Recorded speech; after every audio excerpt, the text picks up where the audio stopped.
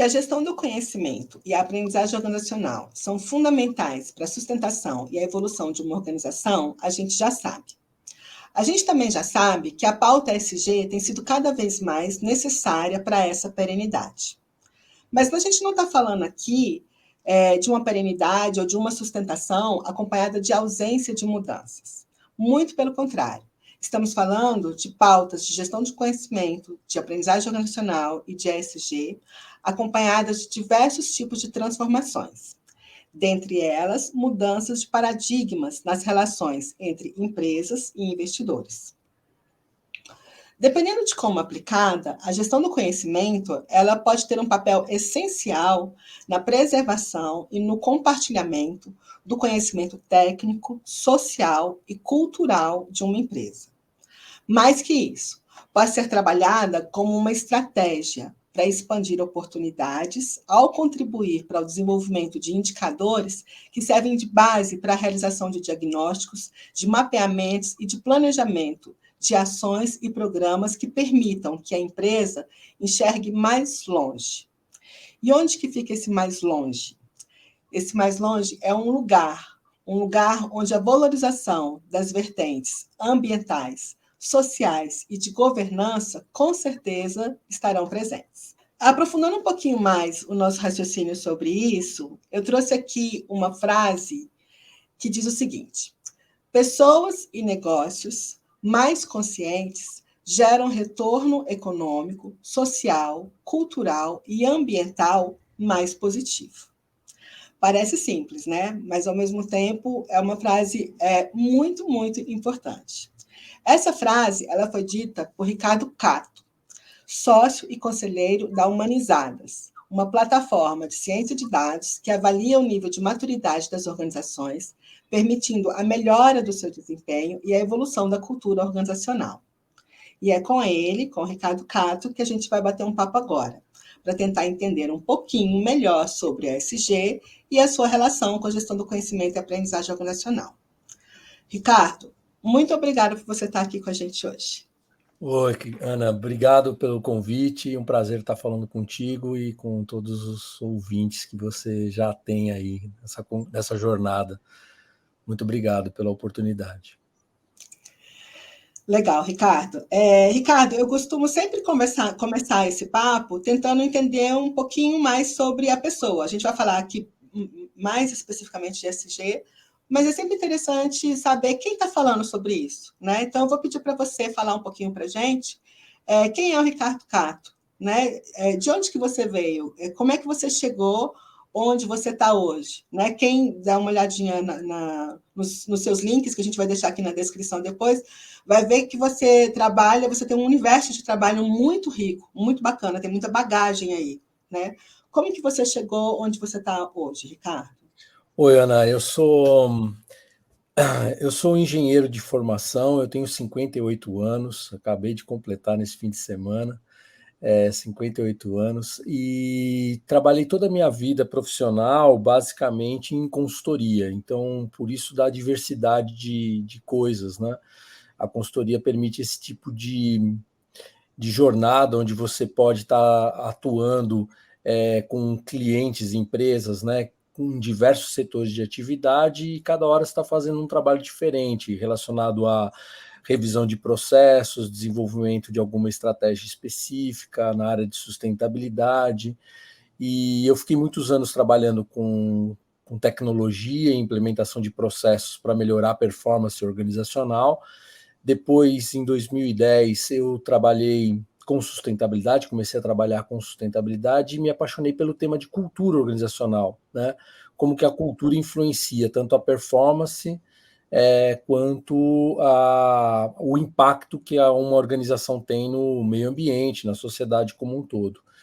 E em 2014 eu me tornei membro do Conselho do Capitalismo Consciente aqui no Brasil, do Instituto Capitalismo Consciente, e fiquei muito interessado em entender como que é o desenvolvimento de consciência das pessoas.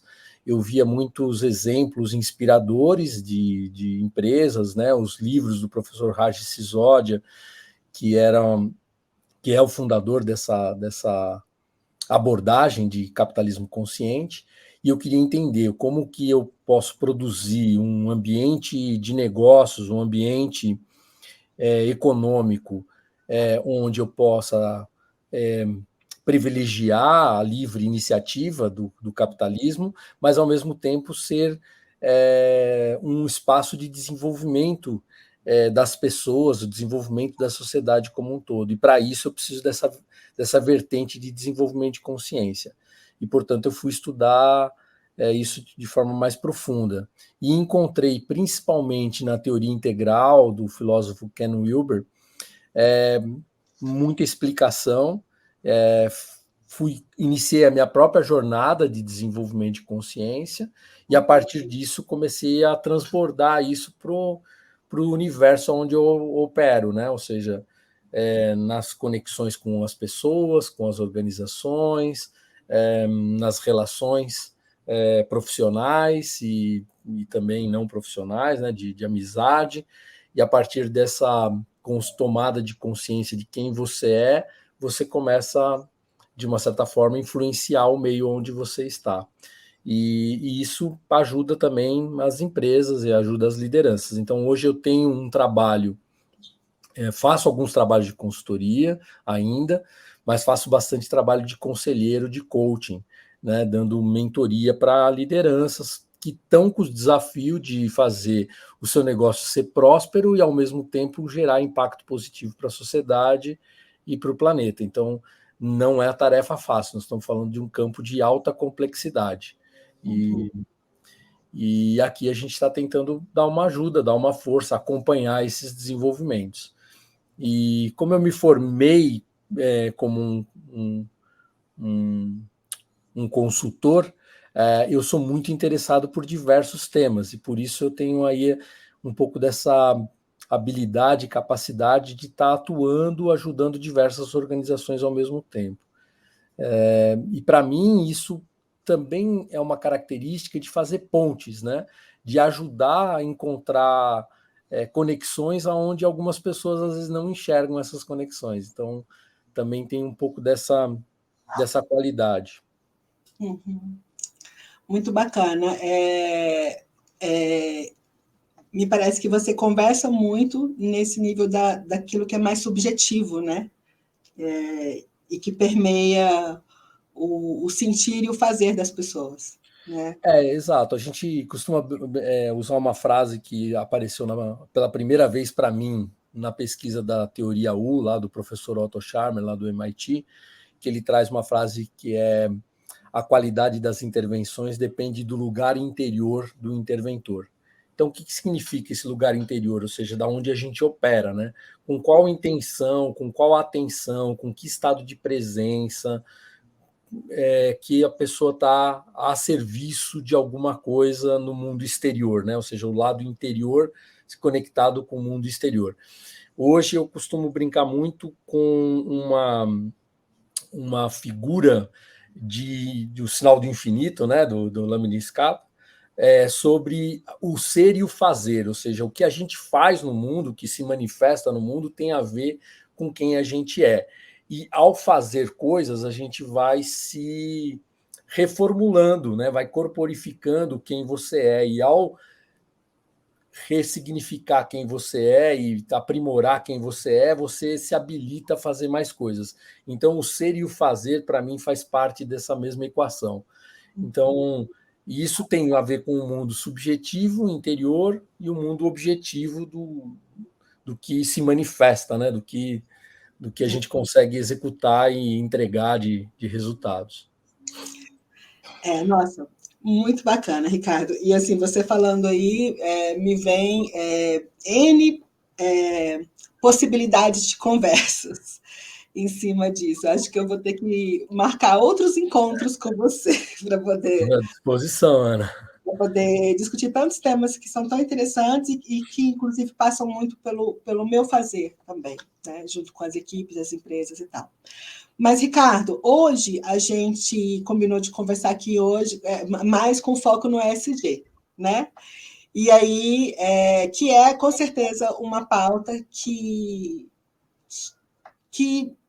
depende de tudo isso que você está falando, né? Que com certeza muitas vezes tudo isso que a gente está falando aqui ressoa, né, vai impactar nisso, né? Uhum. E que é uma linguagem que as organizações cada vez mais estão conseguindo assimilar, né, no seu tempo e tal. E aí, nesse sentido, eu queria já aproveitar a sua bagagem aqui para a gente explorar mais esse assunto. Queria pedir para você começar falando aqui para a gente o que de fato significa ESG para uma empresa. Considerando, né, a gente sabe que cada vez mais os ativos que mais importam para a organização, de maior valor, são ativos que são intangíveis, né?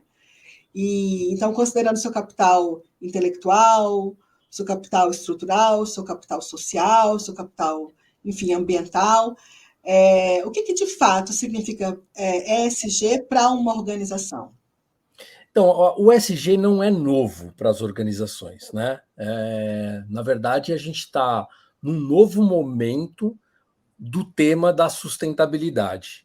E ele surgiu muito recentemente por conta de um encontro que teve no Fórum Econômico Mundial, que cunhou o termo de capitalismo de stakeholders, e alguns grandes fundos de investimento falou: olha, eu vou querer ver, vou cobrar dos CEOs das empresas investidas qual é a performance dela nessas três letrinhas, do ambiental, do social e da governança. Então, essas três letrinhas, na verdade, ela sintetiza um conjunto de práticas e de preocupações que uma organização deve ter.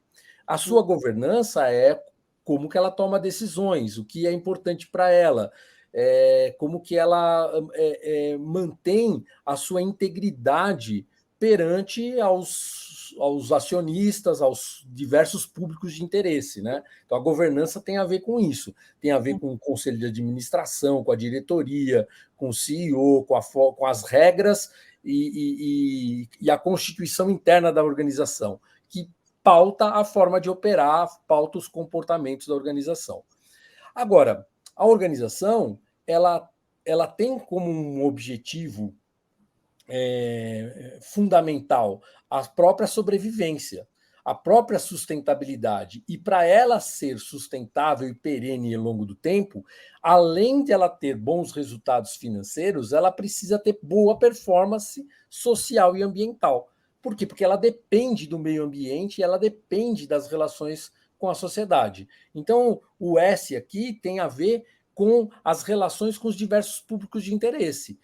Colaboradores é o primeiro deles, ou seja, sem ter o time satisfeito, organizado, pautado, capacitado para executar, você não faz nada.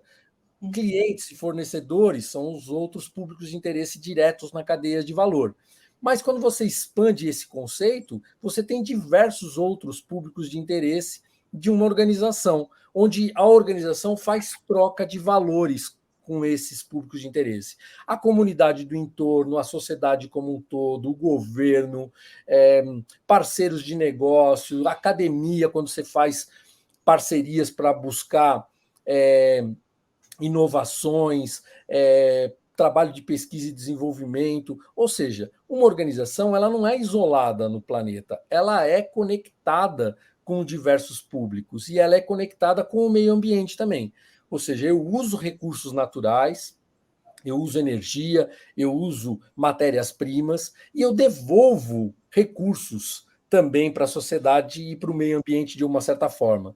Uma empresa que tem uma boa performance ESG, de cara ela faz um balanço nos diversos capitais que ela utiliza.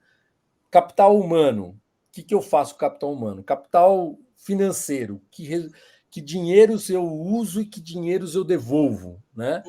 Capital natural, que recursos naturais eu utilizo, que recursos naturais eu devolvo para a sociedade. Hoje, a gente costuma dizer que não basta ser net zero, né? Net zero. Eu tenho que ter uma postura de regeneração, eu tenho que ter uma postura de uma organização que gera valor para os stakeholders e regenera o planeta também. Eu cuido de preservação de floresta, eu cuido de preservação de mananciais de água, eu cuido das emissões de gás de efeito estufa, eu resgato CO2, eu planto mais árvores do que eu utilizo de recurso natural, eu reciclo, eu uso, eu estou dentro de uma economia circular, ou seja, hoje para uma organização ser útil para a sociedade e ser perene para a sociedade, ela tem que gerar valor para a sociedade. E, portanto, essas 3 letrinhas ESG significa qual é a estratégia que a organização está utilizando para ela ser útil para a sociedade e ser perene para a sociedade. O que ela está fazendo? Óbvio que isso é uma jornada, o que eu estou comentando aqui, você não faz da noite para o dia. A organização até então era super autocentrada. Como é que eu ganho dinheiro? Como é que eu sobrevivo? Como é que eu pago as minhas contas? Como é que eu pago o salário, a folha salarial da empresa? Como é que eu gero lucros para os acionistas? Eu estava autocentrado. Hoje, a gente precisa ter esse olhar holístico, olhar interdependente, para entender, inclusive, como você cumpre com essas obrigações que parecem ser egóicas, né, que eu estou pensando em mim, mas você sobrevivendo significa, e sobrevivendo de uma forma saudável significa que você gera valor para o planeta, você gera valor para a sociedade e gera valor para você também, para os seus colaboradores e para os seus acionistas, de uma lógica interdependente. Aqui a gente está falando do e, não do ou. Porque até então havia um pensamento de ou eu gero resultado financeiro ou eu gero impacto para o meio ambiente ou para a sociedade. Esse ou não cabe mais. Agora tem que ser o e. Eu gero impacto para a sociedade, eu gero impacto no meio ambiente e gero resultado financeiro e retorno do investimento para os acionistas e para os agentes financiadores da organização. É mais desafiador. Mexe com a capacidade da liderança em conduzir tomada de decisões e definir estratégias para fazer isso de uma forma mais íntegra e mais inteira. É o desafio atual da sociedade. Ou você faz isso ou não tem negócio. E quando eu digo negócio, eu não estou falando do lado capitalista do negócio. Eu gosto de usar o termo negar o ócio. Negócio é negar o ócio. Eu podia estar no ócio, né? Numa rede, numa praia, bem tranquila, tal. Não, eu neguei o ócio. Eu vou trabalhar, eu vou para a rua, eu vou gastar sola de sapato, mas eu vou executar alguma coisa. Quando eu nego o ócio e crio um negócio, esse negócio tem que ser bom para todos os públicos, tem que ser bom para o planeta também. Então, é um baita desafio. Estamos no início da jornada de consciência, embora o tema não seja novo. A gente fala disso há muito tempo, né? Eu diria que assim, a primeira vez que eu me alertei para esse assunto foi Rio 92, né? A primeira conferência do meio ambiente.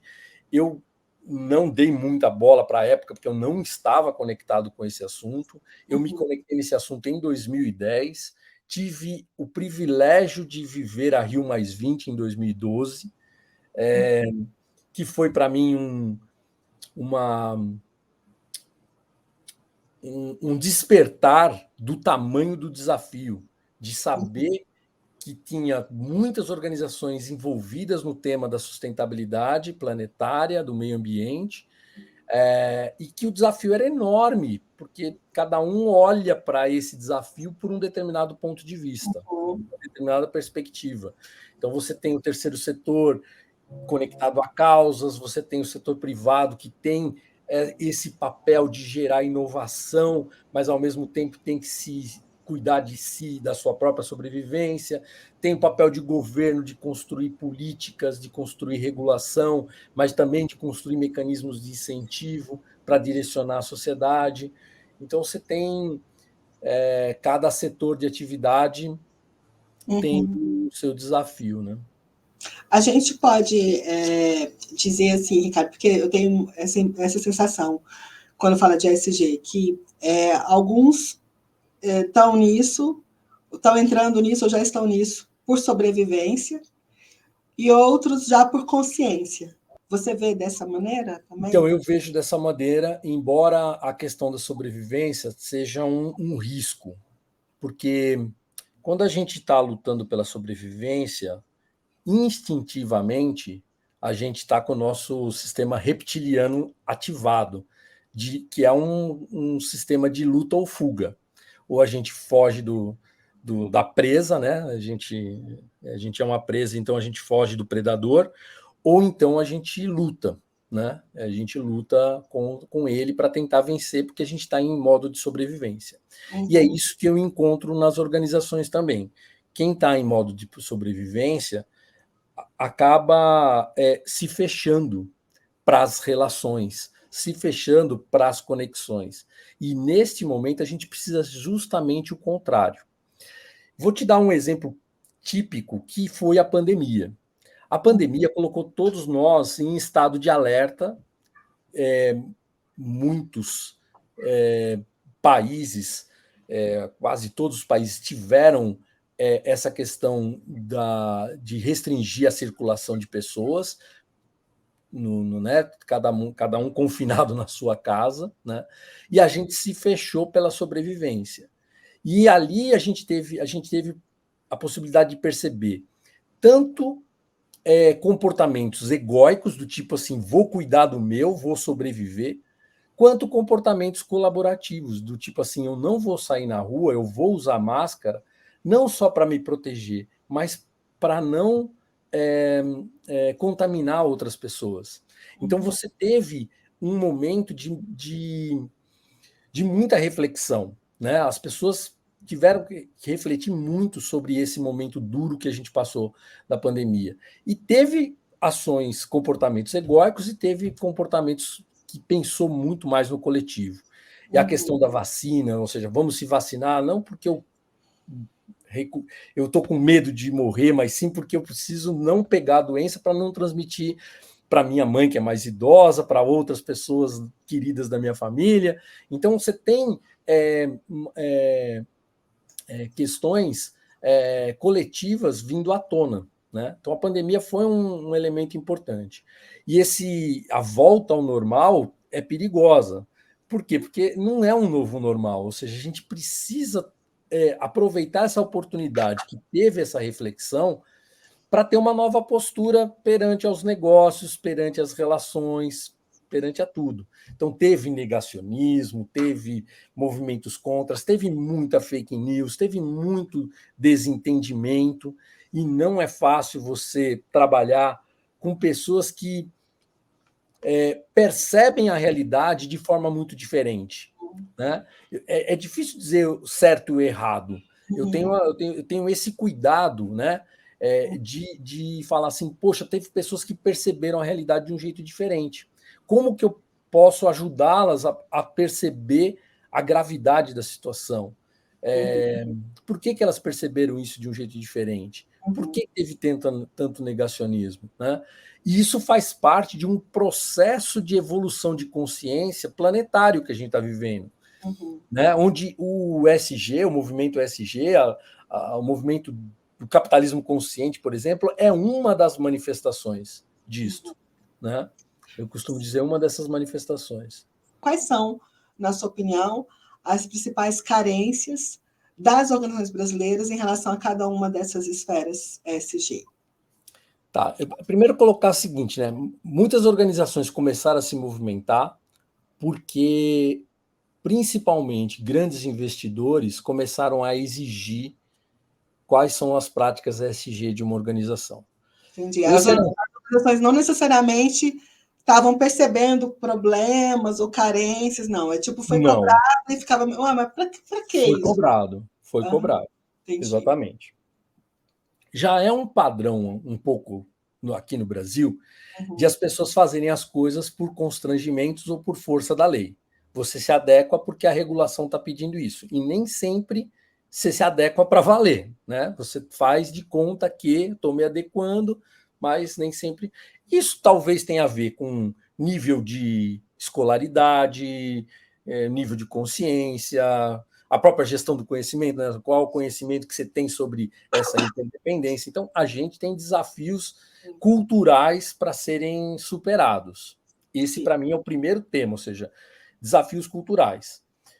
Por sorte, eu vejo por sorte, esse movimento foi para dentro das universidades. Então, hoje, todo aluno de qualquer curso relacionado à administração, engenharia, gestão em geral, em todos, na verdade, né? Se eu olhar para a história, biologia, estão recebendo mais informação sobre a interdependência sistêmica que a gente tem no meio ambiente, do aquecimento global. A ciência está aí, por mais que tenha negacionismo, a ciência está aí dizendo que o planeta está aquecendo e a gente tem questões importantes da atividade humana que afetam esse aquecimento global. Então, Uhum. precisamos trocar combustível fóssil por energia solar, por combustíveis renováveis, precisamos fazer trocas. E aí as organizações precisam investir em pesquisa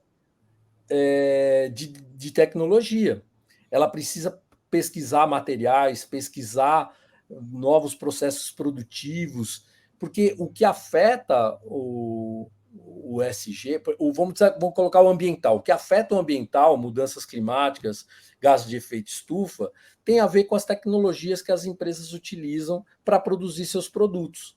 Que materiais elas utilizam, que processo produtivo. Então, tem a ver com o que elas fazem e o como elas fazem.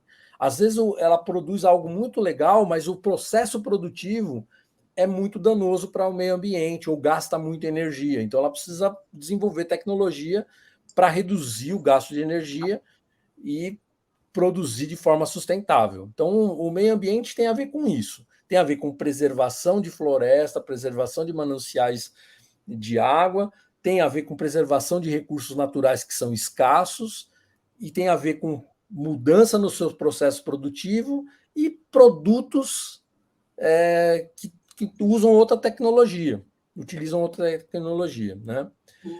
Tem a ver também com consumo, com consciência de consumo. Será que eu preciso ter essa lógica de produtos que são rapidamente obsoletados, né? Será que eu não posso ter um produto mais durável, que eu posso reutilizar, né? Tem a ver com a engenharia de produtos, produtos que na concepção, no design, eu já estou pensando no ciclo de vida do produto, de tal forma que ele vai ser reutilizado para alguma outra coisa, ou as matérias-primas vão ser desmontada e reutilizada novamente. Então a gente fala muito também de minerar no lixo, né? Em vez de eu criar novas fontes de mineração, eu vou minerar naquilo que está sendo descartado. Também esse conceito de lixo é absolutamente relevante. A gente não manda caçamba de lixo para outro planeta, tudo fica dentro do planeta Terra. Então não existe lixo. A gente precisa criar estratégias de reaproveitamento de materiais, em todos os materiais, né? Então isso é absolutamente relevante. Por quê? Porque o padrão de consumo, principalmente dos países mais capitalistas, vamos dizer assim, eles consomem numa velocidade os recursos naturais 1,5 vezes a capacidade do planeta de regeneração. Então, se todos os 8 bilhões de pessoas forem para um padrão de consumo semelhante aos padrões, vamos dizer, americanos, que talvez sejam o exemplo mais forte de consumismo, né, e de obsolescência de produtos, o planeta não dá conta de fazer regeneração, de absorver os materiais e reproduzir. Então, eu preciso de tecnologia para isso, né? Esse é o primeiro ponto.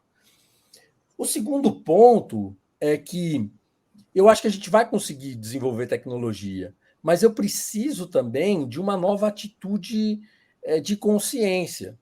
Porque não adianta eu produzir tecnologia e guardar para mim, usar só na minha empresa, e minha empresa ganha lucros. Por quê? Porque eu tô propagando um modelo que não distribui renda, que não distribui prosperidade para todo mundo. Então, a segunda questão importante que tem a ver com essa é a grande desigualdade social que a gente tem hoje no planeta. né? Ou seja, eu tenho 1% da população que tem o equivalente a 80%, 90% da riqueza do planeta. Uhum. Esses números vivem mudando, cada hora eu ouço uma estatística diferente, mas, né, às vezes é o recorte é do país, ou o recorte, mas é claramente, eu tenho um percentual da população que tem muita riqueza. E a gente sabe que, por exemplo, para combater a fome, e hoje a gente tem um volume expressivo de pessoas que não têm condições mínimas de alimentação, né? Para combater a fome, um pedaço dessa riqueza, um pedacinho pequeno dessa riqueza, bem aplicado, resolveria o problema da desigualdade, por exemplo, da questão da fome no planeta. E a gente não tem isso acontecendo de uma forma inteligente, uma distribuição de renda inteligente. E isso se agrava com o próprio uso de tecnologia, ou seja, a tecnologia busca a produtividade e, de uma certa forma, tira trabalho, reduz a necessidade de trabalho com uma mão de obra menos qualificada. Uhum. Isso é bom? É bom, aumenta a produtividade e também, de uma certa forma, substitui um trabalho que muitas vezes é muito ruim, né? Que exige muito do ser humano que está lá fazendo aquele trabalho. Então, esse lado é positivo. Só que se você não requalifica as pessoas, se você não dá condições das pessoas entrarem para uma outra lógica de trabalho, o que vamos fazer? E aí o trabalho, essa lógica de trabalho, ela também tem que ser de uma consciência ampliada, porque não é um trabalho para fazer um trabalho braçal, para ganhar sustento, é um trabalho que gere satisfação para a pessoa, gere realização Uhum. profissional para a pessoa. Então, por mais que a gente esteja desenvolvendo tecnologias que são maravilhosas, uma coisa que eu tenho certeza é que a gente não vai substituir os trabalhos que precisam de afeto, que precisam de cuidados. Então, essa para mim é uma esperança de que a gente tenha muita gente se capacitando para fazer trabalhos de afeto e de cuidados. Que eu vou trazer aqui talvez o terceiro elemento, o terceiro desafio, que tem a ver com o envelhecimento das pessoas e tem a ver com a saúde mental das pessoas. A gente está vivendo num modelo econômico, numa forma de operar, tanto no setor de governo como no setor privado das empresas, que está levando as pessoas à loucura, porque a gente está muito focado no resultado do trabalho, na produtividade, na produção de riqueza, e não está cuidando com afeto das relações com as pessoas. Então, aqui eu tenho um elemento de sustentabilidade extremamente importante. Não adianta nada a empresa ser super bem ranqueada nos seus resultados financeiros e no seu impacto ambiental e ter uma equipe adoecida, e ter uma equipe que está louca por tentando entregar esse resultado, essas exigências que o mercado está trazendo. E é mais complexo. Então, está exigindo mentalmente muito de gestores, de líderes, né? Sem considerar que tem um ser humano ali que precisa de descanso, que precisa de afeto, que precisa ter momentos de inspiração, de qualidade, de ouvir boa música, de visitar lugares bonitos na natureza, de férias, de conexão, para ter qualidade de vida, porque se eu sou um ser que tem qualidade de vida, eu vou produzir melhor, tanto nas minhas relações pessoais como nas minhas relações profissionais. Então eu vejo esse como sendo um super desafio do ESG nas organizações, cuidar de quem cuida. Eu gosto muito dessa frase, cuidar de quem cuida, ou seja, quem está cuidando dessa liderança que está com esse fardo enorme para carregar, de conduzir uma organização para produzir resultados financeiros e ainda gerar impacto social e ambiental positivo. Está ficando doido, tem muito líder aí que está com burnout, com depressão, com crise de ansiedade, né? Então, esse é um desafio. E aí vem um tema que talvez correlacione muito bem com a tua área de conhecimento, né, e de trabalho, né? Que é essa gestão do conhecimento. Quando eu olho para a gestão do conhecimento, tem um amigo que fala que gestão é um gesto grande, né? O gesto grande para com o conhecimento, na minha perspectiva, tem a ver com a organização abraçar a responsabilidade de desenvolver pessoas. Como um coletivo de indivíduos que estão juntos para um determinado propósito, para um determinado fim, esse coletivo tem que se cuidar, tem que ser responsável pelo desenvolvimento de todo mundo que participa desse coletivo, tanto de uma forma interna como de uma forma externa, sendo generoso e compartilhando os seus conhecimentos, a sua sabedoria para o time interno e para o time externo. Então, para mim, eu traduziria esse grande gesto de gestão de conhecimento como um compromisso em ajudar as pessoas a se desenvolver e a ser feliz. Olha, Ricardo, isso que você trouxe super, super faz sentido para o universo da gestão do conhecimento. E até vou ter uma próxima pergunta em que eu quero fazer uma costura com você em relação a essa parte de GC e ASG. Mas antes disso, eu queria pedir se você pudesse citar bem rapidinho para a gente exemplos de organizações, né, que a gente possa, assim, quem estiver assistindo o vídeo, tudo, conseguir materializar, assim, exemplos concretos de organizações e de boas práticas adotadas por elas na implementação do SG, né, considerando cada uma das esferas, assim, ambiental, social e governança. Que exemplo de empresa que você pode dar para a gente que está fazendo isso e que tipo de prática que elas andam fazendo? Ó, eu queria, inclusive, sugerir para vocês aí, para você e para o público que estiver assistindo a gente, entrar no site da Humanizadas, humanizadas.com, e olhar a apresentação Melhores para o Brasil. Lá na Humanizadas, a gente gerou justamente esse reconhecimento público de quais são as empresas melhores para o Brasil, aquelas que geram valor para os diversos stakeholders, não pela perspectiva autocentrada da empresa, mas sim pela perspectiva dos próprios stakeholders. Eles respondem a um questionário e fazem isso. E lá na pesquisa Humanizadas tem mais de 80, acho que esse ano de 2022 foram mais de 80 empresas que foram reconhecidas com um rating de maturidade elevada, aquelas que são melhores para o Brasil. E ali tem vários exemplos de práticas que a gente pode citar aqui. Vou comentar aqui talvez alguns que eu conheço, né?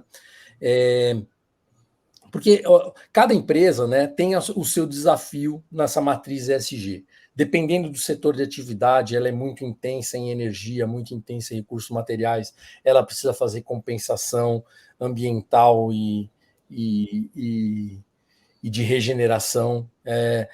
Nas questões sociais, tem muitas empresas que abraçam causas de educação, causas de saúde, e aí elas patrocinam iniciativas que vão operando isso. E muitas das empresas que a gente mapeou lá no Humanizadas têm trabalhos de voluntariado, ou seja, ela engaja colaboradores em fazer esses trabalhos sociais, em participar desses trabalhos sociais. E isso é muito rico, não só para o impacto que aquilo causa na comunidade atendida, mas também para o desenvolvimento do colaborador que se engaja nesse trabalho. Ele acaba aprendendo tanto quanto aquilo que ele foi entregar naquele trabalho de comunidade. Então, até seria assim meio injusto eu ficar falando de nomes de empresas, e muitas são super conhecidas ali. A Magalu, a Natura, o Boticário, a ClearSale, a Reserva. A Reserva tem programas super bacanas relacionadas à alimentação, né? Cada peça de comida gera 5 pratos, cada peça de roupa gera 5 pratos de comida em comunidades.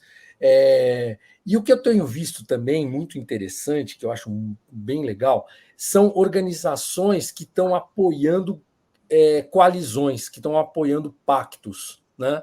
Recentemente eu fui num evento que eu fiquei maravilhado com a iniciativa e com a estrutura da iniciativa, que é o Pacto contra a Fome, onde tem lá várias organizações do setor privado articulando com o setor público e com o terceiro setor, com ONGs que já operam nessa linha, né, de ajudar a combater a subnutrição, a má nutrição, colaborando. Então, passa para um outro estágio, diria assim, de maturidade. Ou seja, eu não estou fazendo só dentro da empresa. Eu estou colaborando, às vezes, com o meu concorrente numa ação que juntos a gente é mais potente. Né? Então, tem muitos casos acontecendo. Né? Então, isso aqui né, é fácil de declarar. Né? E eu entendo isso muito como uma jornada de aprendizado. Ao fazer, as lideranças, as pessoas que se engajam vão entendendo melhor a interdependência, vão entendendo melhor como elas podem operar. Né? Então, um exemplo, o ICE, o Instituto de Cidadania Empresarial, com a Célia Cruz, lá, que é a diretora-geral. Lá você tem mais de 60, se eu não me engano, 60 famílias que são empresárias, que têm negócios, que estão apoiando o Instituto de Cidadania Empresarial em coalizões de impacto, em programas de requalificação, em várias iniciativas. Então, são famílias que, muitas delas já revisaram o seu portfólio de investimentos, saíram de negócios que, de repente, não faz sentido, entraram, investiram em outros negócios que geram impacto e ainda apoiam a coalizão. O modelo da coalizão é fantástico. Está acontecendo em 6 cidades, um programa amplo, ajudando a desenvolver um ecossistema de suporte para negócios de impacto, que normalmente são startups, são negócios que precisam de apoio, precisam de capital financeiro, mas precisam também de capital intelectual, de capital de relacionamento, para poder gerar o impacto necessário. Né? Então, esse é um dos exemplos que eu acho que é bastante relevante. Né? Sim. E você falando aí, me vem muito fortemente essa coisa de aproveitar o potencial humano, né?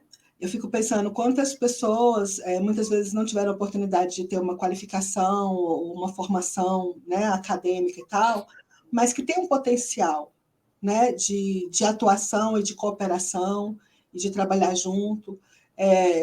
Eu tenho refletido muito sobre essa questão da longevidade, da gente estar vivendo mais tempo, dos idosos, né, de pessoas que já contribuíram tanto e, de repente, saem, né, do mercado e ficam aí, sendo que estão num momento de vida que podem contribuir tanto, e aí são espaços onde dá para juntar, né, essas diferenças e esses diferentes, e a partir disso gerar coisas assim inimagináveis, né, e tão essenciais assim para o mundo e para o indivíduo, né? Me vem muita coisa nesse sentido. Ricardo, voltando um pouco naquela questão do gestão do conhecimento que você falou, que eu achei bacana né,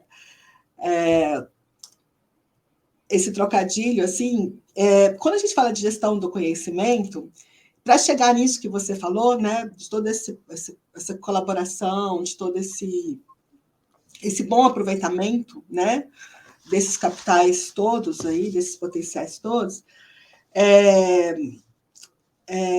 a gestão do conhecimento ela envolve muita coisa, né? E ela envolve toda uma sistematização, né, de formas, né, de atuação, de criação, de conhecimento, de retenção, de organização, de compartilhamento, de aplicação, né, de conhecimento, mas com um olhar e com um trabalho todo para uma agregação de valor, né, da organização, ela está ali para isso, né, tem uma relação com a estratégia da organização, independente do porte dela, e com o gerar ganhos, né, e esses ganhos, como a gente está discutindo aqui, eles vão muito além do lucro financeiro ou da prestação de serviço pelo serviço só, né. Hoje em dia a gente vê que esses ganhos eles são bem mais amplos. Isso daí é atrelado com a aprendizagem organizacional, que passa por uma transformação, né? Passa por um aproveitamento, por um bom uso, por uma criação, do conhecimento do indivíduo, mas também do coletivo, da institucionalização disso dentro das organizações, sejam elas quais forem, né? De que porte forem e tal. Então, esses campos são campos que conversam entre si, que conversam com N outros campos. Tudo isso super está conectado com a área de tecnologia, né, que está inserida em todos os outros campos, está super conectado com processos, né, está super conectado com pessoas, com governança, que é uma dos pontos cruciais da ESG.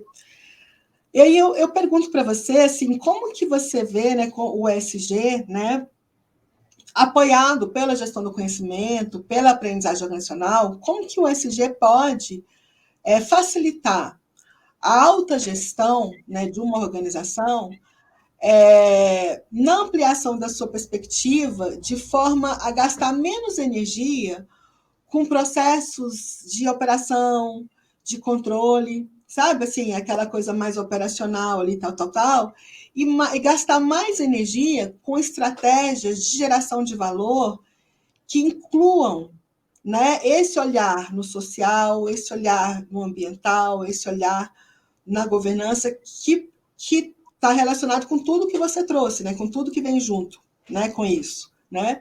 Então é isso, assim, eu estou falando de sair dessa coisa do dia a dia ali, do controle, que hora que o outro chegou, que hora que saiu, qual esse número aqui é esse mesmo e tal.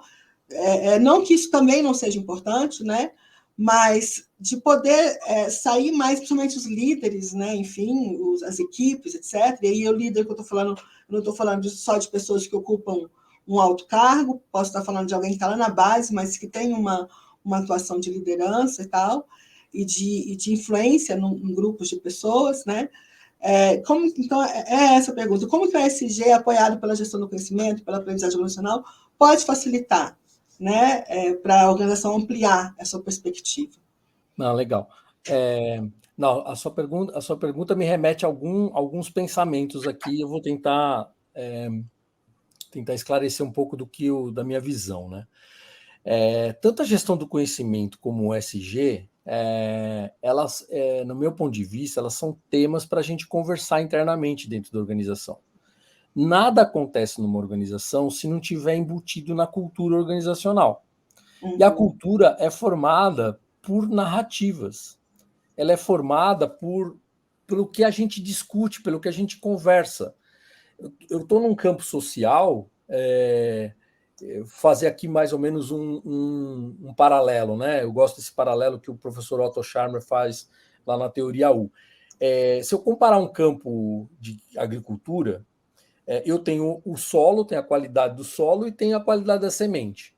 Se eu colocar uma semente maravilhosa, boa, geneticamente perfeita, num solo que está árido, que não tem nutrientes, que não tem umidade suficiente, etc., a semente não vai germinar. No campo social, isso tem a ver com a qualidade das conversas, tem a ver com a qualidade das relações. Então, numa organização, se eu quero ter um solo nutritivo de qualidade para sementes germinarem, essas sementes podem ser de inovação, de sustentabilidade, de melhor performance SG, eu preciso ter um campo social tratado, com nutrientes, com umidade, e isso significa a qualidade das relações. Quando você fala, por exemplo, de ter controles, eu vou ter mais ou menos controle se eu tiver mais ou menos qualidade nas relações. Se eu tenho qualidade nas relações, eu tenho confiança. Se eu tenho confiança, por que eu preciso de tantos controles? Se eu tiver muito controle num ambiente de confiança, é incoerente. Uhum. Para eu ter um ambiente de confiança, eu preciso ter uma qualidade das relações, eu preciso ter conversas. Então, outro dia eu estava numa reunião de inovação numa empresa gaúcha, e o pessoal estava lá discutindo um monte de coisa, e eu sugeri para eles a roda de chimarrão. Falei, uai, já é da tua cultura fazer roda de chimarrão, por que você não faz dentro da empresa? E o pessoal ficou olhando para mim com um jeito assim. Falei, pois é, porque a qualidade das relações tem a ver com isso. Tem a ver com que você compartilhar o chimarrão ali, compartilhar histórias de vida, o que está acontecendo na vida da pessoa, como é que está em casa, como é que estão os filhos, como é que está a relação com a esposa, se tem alguém doente, se não tem alguém doente. Quando você conhece as pessoas, você gera uma relação de confiança. E quando existe uma relação de confiança, qualquer coisa que você propõe como desafio, as pessoas falam, vamos embora, vamos fazer, porque a gente confia que a gente vai, que eu posso contar contigo, você pode contar comigo e a gente vai poder juntos superar esse desafio. E aí as coisas germinam e as coisas acontecem. Então, o SG ou qualquer coisa que eu queira fazer numa organização, eu preciso primeiro ter um solo adequado, um campo social adequado para que isso floresça. E isso é papel de liderança. Liderança tem que abrir esse espaço, tem que promover essa qualidade da conversa, tem que promover um ambiente psicologicamente seguro, inclusive para a gente divergir, inclusive para a gente não concordar com o caminho. Porque se eu não tenho segurança psicológica, eu vou concordar com o chefe. É mais fácil eu concordar com o chefe do que eu falar, o chefe, tem uma opinião diferente da sua. Queria expor minha opinião. Então, veja bem que a inovação ela precisa desta diversidade cognitiva. Ela precisa de opiniões diferentes, perspectivas diferentes sobre um determinado tema para eu conseguir criar uma coisa que é inovadora, que é poderosa, que vai ajudar a gente a superar o determinado desafio. Por isso a diversidade e inclusão ela é tão relevante estrategicamente falando. Ela tem um papel social de você incluir minorias, de você fazer uma justiça social com pessoas que foram discriminadas, mas ela tem um papel estratégico de eu trazer perspectivas diferentes para um ambiente que é mais complexo. Então, quando eu trago essas perspectivas, dá mais trabalho. Você fala assim, eu quero alinhamento da equipe. Alinhamento da equipe é com gente muito diferente, é mais trabalhoso criar alinhamento. Agora, se eu criar coerência, se eu criar um ambiente onde as pessoas podem ser quem elas são, todas as opiniões são consideradas, todas as perspectivas são avaliadas, e juntos a gente consente de ir para um determinado caminho, tomar uma determinada decisão e correr os riscos, porque garantia a gente não tem nenhuma, mas a gente pode correr risco juntos. Vamos sentir junto o que está vibrando e vamos tomar uma decisão que talvez esse aqui seja a melhor solução que a gente tem por agora. E se por acaso não for o caminho que a gente esperava, a gente ter condições de contorno, ter um plano B, alternativas, né? Então, as organizações precisam incorporar essa capacidade de navegar na incerteza, porque o mar está totalmente incerto, está revolto, a gente não sabe o que vai acontecer. Aquelas certezas que a gente tinha há 10, 15, 20 anos atrás não existem mais. A gente tem um ambiente muito mais diverso. E, portanto, o que eu preciso? Eu preciso ter uma qualidade de relação interna para poder dar conta da complexidade externa. Essa é a definição de Edgar Schein sobre cultura organizacional. Eu estou puxando para o tema da cultura porque é isso. Isso não deixa de ser conhecimento, né? Então, eu costumo olhar para o conhecimento explícito, aquilo que a gente registra, aquilo que a gente consegue, mas também para o conhecimento tácito, para aquilo que a gente sabe como um time de futebol, um time de basquete que sabe onde está o companheiro e lança a bola de olho fechado, porque sabe que alguém está lá que vai dar continuidade na jogada. Isso requer um entrosamento, requer um nível de confiança muito elevado dentro dessa relação. Se você pega um time onde tem jogadores que se desentendem, o time não joga. né? Tô falando do futebol, você pega, né? E essa relação de confiança, ela vem de intimidade, ela Uhum, vem das pessoas se sentirem confortáveis com a incerteza, uhum, se sentirem confortáveis e ficarem vulneráveis uhum, perante os demais. E isso é um elemento absolutamente relevante para um ambiente de confiança. uhum, Estou colocando aspectos culturais porque são subjetivos, uhum, é mais complexo de medir, justamente por ser subjetivo, você não tem muita capacidade de medição, mas é altamente observável nas narrativas, na forma com que as pessoas se tratam, e a qualidade da tomada de decisão e do planejamento estratégico é totalmente diferente quando uhum. você tem essa qualidade da relação interna, né? E é Então, aí que a vida acontece, né, Ricardo? É nessa subjetividade que a coisa emerge, né? Que a vida acontece. exato. Que os vínculos emocionais que estão presentes fazem com que as pessoas se comprometam, compartilhem propósito, lidem melhor com situações desafiadoras, atribuam significado para aquilo que elas estão fazendo. Né? Uhum, Então, quando você está trabalhando num negócio que tem um significado elevado, é aspiracional, é inspirador.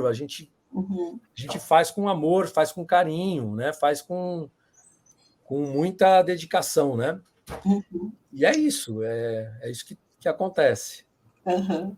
E assim, você está falando de um conhecimento que está, como você mesmo disse, ele está também, ele está na relação, né? Ele não está ali no, né, muitas vezes nem sempre consegue ser explicitado, né? Como você trouxe, enfim, e mesmo o conhecimento tácito ele pode estar ali no indivíduo e tal, mas ele também pode estar na relação e ele muda a cada momento, né? A hora ele está assim, a hora ele está de outro jeito, dependendo como eu me relaciono aqui, dependendo como eu me relaciono ali, e acontece, né? Exatamente. É nesse espaço, o Marcelo Cardoso gosta de falar que é no espaço sagrado do nós, né? Tá bem nessa relação, tá no meio do caminho. É isso mesmo, é algo que é construído nesse campo social, né? De alguma forma, eu acho que você até já falou um pouco de uma pergunta que eu ia fazer para você, que era assim, no site da Humanizadas diz que o futuro dos negócios é humano, né? Exato. E aí eu ia perguntar para você, né, o que, que isso significa? De alguma forma, eu acho que você já respondeu, né? Tem a ver por tudo que você falou aí. Muito bacana, Ricardo.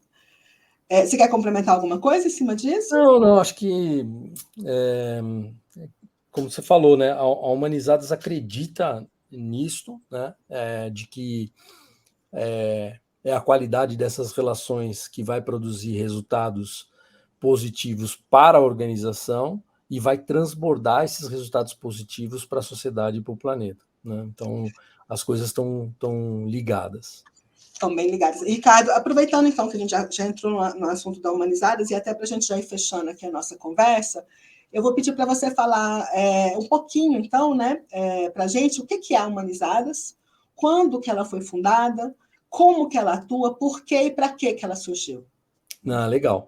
É, eu estava trabalhando com o Pedro Paro, que é o fundador da Humanizadas, a gente estava fazendo projetos de cultura organizacional, e o Pedro estava sendo instigado ali pelo professor Matheus a dar continuidade no mestrado que ele já tinha feito, entrando num doutorado. E a gente estava exatamente numa época que as principais notícias no mainstream aí eram as delações premiadas da Lava Jato. E era um momento assim deprimente assim para o empreendedorismo em geral, né? Porque a sociedade toda estava falando, meu, só acontece corrupção, só, né? O empreendedor, o empresário é corrupto e corrompe o setor público e vice-versa, né? Um momento de desesperança, inclusive, é, na sociedade. E a gente começou a conversar sobre, poxa, o mainstream adora esse tipo de notícia, né, que dá audiência, mas não está colocando luz em quem está fazendo a coisa certa. Quem são as empresas que estão fazendo o que é correto, o que é bom, está gerando valor para as organizações, né? E para a sociedade. E aí, inspirado por isso, a gente fez uma conexão com o professor Raj Sisodia, do Capitalismo Consciente, que gentilmente, generosamente compartilhou todo o trabalho da pesquisa que deu origem ao movimento do capitalismo consciente nos Estados Unidos. E o Pedro, então, entrando no programa dele de doutorado, resolveu replicar a pesquisa aqui no Brasil e apresentou pela primeira vez em março de 2019 na conferência do capitalismo consciente latino-americano. De lá para cá, teve a ideia de transformar essa pesquisa numa startup e fazer meio que um spin-off da equipe de pesquisa lá da USP de São Carlos.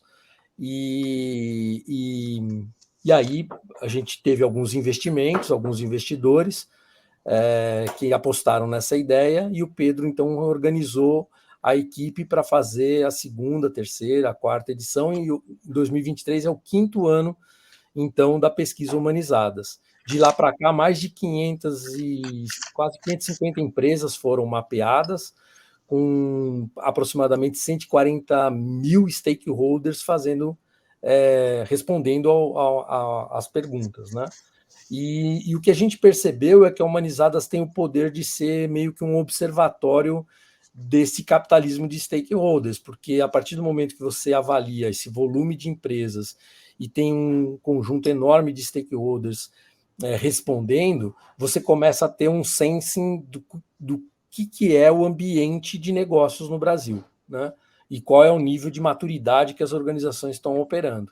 Uhum. A partir deste movimento, ficou claro perceber que a plataforma de dados da Humanizadas servia para várias coisas, para fazer um deep dive na experiência do colaborador, um deep dive na experiência do cliente, para entender o Net Promoter Score de cliente e colaborador, olhar para as práticas ESG e para o nível de cultura que dá sustentação para as práticas ESG de uma organização, do nível de consciência da liderança que cultiva essa cultura e dá sustentação para as práticas.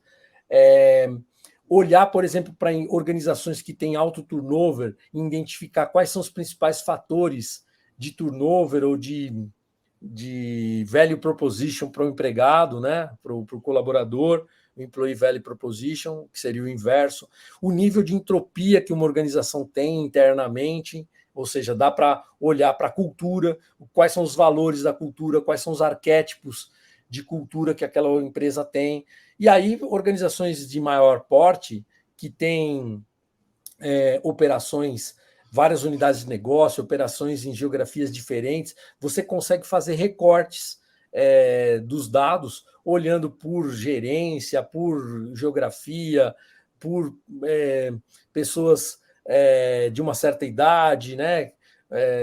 Sexo, orientação sexual, né? Então, gênero, tudo dá para fazer diversos recortes e gerar muita informação para a organização planejar ações ou relacionadas à evolução da cultura organizacional, relacionada à experiência do cliente, e até estratégia, ou seja, considerando que relacionamento com os stakeholders é um elemento chave da estratégia, a Humanizadas, então, ela dá uma fotografia de qual é a qualidade dessas relações.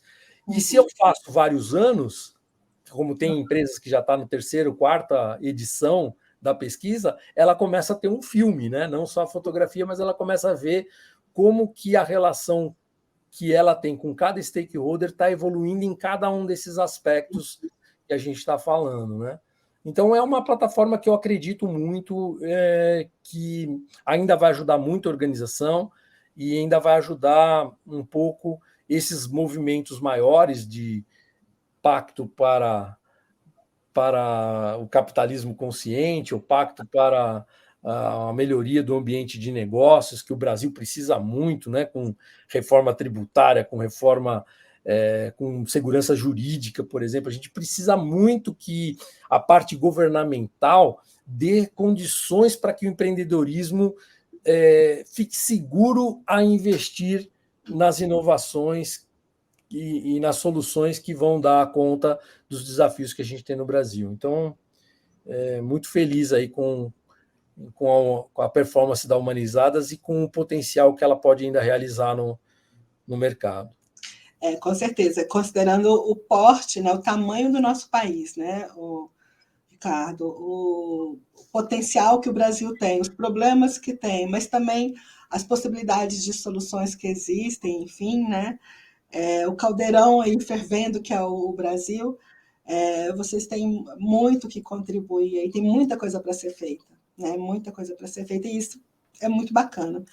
Ricardo, para a gente fechar, então, eu vou pedir para você deixar algum recado, alguma dica para quem está querendo entender mais, querendo mergulhar mais nesse universo, querendo trazer isso para a sua organização, né?